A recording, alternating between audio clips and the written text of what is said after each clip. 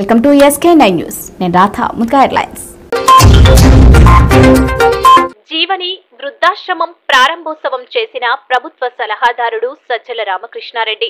కడప జిల్లా సిద్ధవటం మండలం కనాపురం గ్రామంలో జీవని వృద్ధాశ్రమం సజ్జల రామకృష్ణారెడ్డి చేతుల మీదుగా ఘనంగా ప్రారంభించారు. వ్యవస్థాపకులు డాక్టర్ సంజీవమ్మ, డాక్టర్ మాచిరెడ్డి గొప్ప సంకల్పంతో వృద్ధాశ్రమం ఏర్పాటు చేయడం చాలా సంతోషకరమైన విషయమని ఆయన కొనియాడారు. ప్రతి ఒక్కరూ వృద్ధాశ్రమానికి తోడ్పడాలని నా వంతు సహాయంగా 5 లక్షలు జీవని వృద్ధాశ్రమంకు విరాళాలు ప్రకటించారు. ఆశ్రమంలో ఉన్న అన్ని గదులను ప్రారంభోత్సవం చేశారు.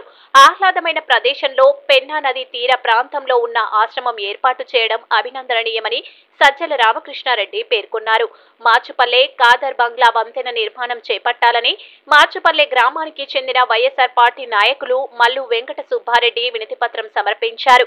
రంగనాయకుల స్వామి అభివృద్ధికి సహకరించాలని సిద్ధవటం గ్రామ ప్రజలు రాజేష్ మరికొంతమంది వినతిపత్రం సమర్పించారు. సోమశిల ముంపు వాసుల అర్హుల దళిత కుటుంబాలకు చెందిన వారికి ప్రభుత్వ ఉద్యోగాలు కల్పించాలని, సోమశిల బ్యాక్ వాటర్ వల్ల సర్వం కోల్పోయామని ప్రభుత్వ ఉద్యోగాలు కల్పించాలని మాల ఐక్యవేదిక జిల్లా అధ్యక్షులు కోటపాటి పెంచలయ్య వినతిపత్రం సమర్పించారు.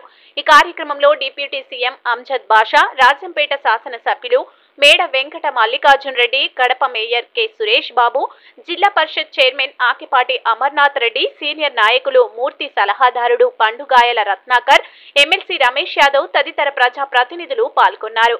మండల పరిధిలో ఉన్న వైఎస్ఆర్ పార్టీ సర్పంచ్లు, ఎంపీటీసీలు, మాజీ సర్పంచ్లు, అభిమానులు పాల్గొన్నారు.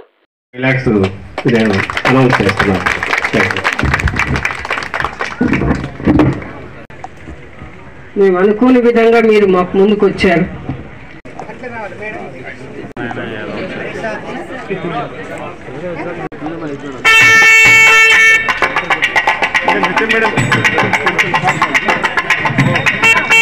ఈ జీవన వృద్ధాశ్రమానికి విరాళం ఇస్తారు సార్. ప్రత్యేక మీకు ధన్యవాదాలు సార్.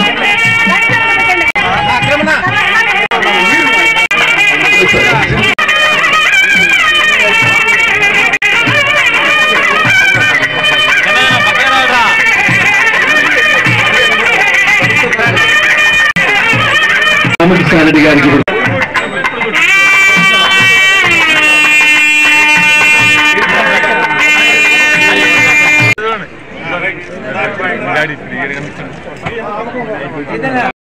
ఈ బులెటిన్ అప్డేట్స్. మరో బులెటిన్లో మళ్ళీ కలుద్దాం. అంతవరకు సెలవు. నమస్కారం.